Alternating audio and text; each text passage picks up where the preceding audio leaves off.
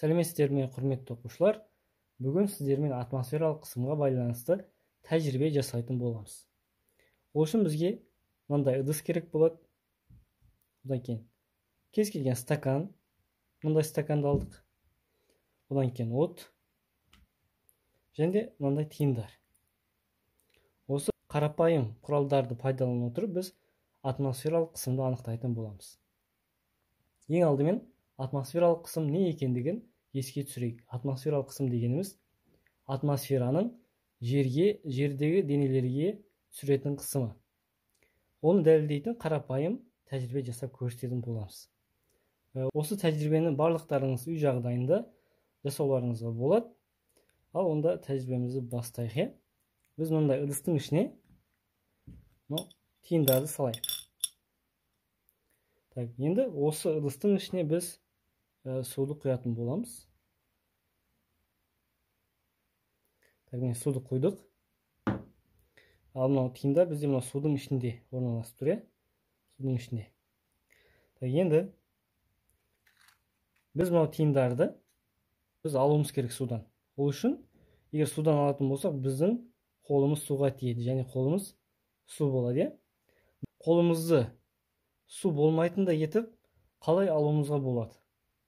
Ол үшін біз атмосфералық қысымға байланысты осындай қарапайым тәжірибе жасайтын боламыз.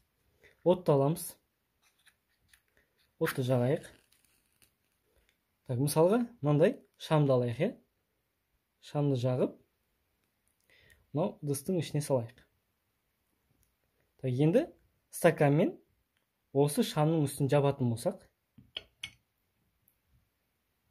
қарайық, не болып жатқанын.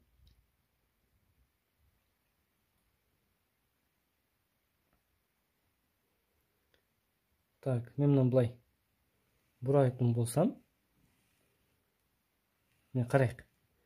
Мынау тиындар бөлек-бөлек өздері қалды. Ал су қайда кетті сонда?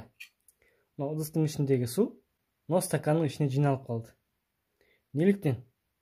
Өйткені ыдыс пен оттың үстін жапқан кезде ыдыстың ішіндегі қысым азайды.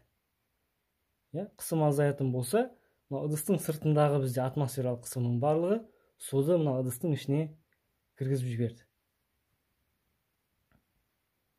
Яғни атмосфералық қысым судың барлығы мынау стаканның ішіне жинап қойды. Біз тиындарды алуымызға болады. Қазір мынау жанынан түсіретін болам. Қарайтын болсақ, мына ыдыстың ішінде су бар, көрініп тұр ғой. Ыдыстың ішіне су жиналып қалды. Егер стаканды алатын болсақ, қайтадан су не істейді? Сыртқа шығады. Алып көрейік. Су тұр. Алатын болсақ, қайтадан су шықты сыртқа қарай. Яғни бұл бізде атмосфералық қысымның бар екендігін дәлелдейтін тәжірибелердің бірі. Назарларыңызға рахмет.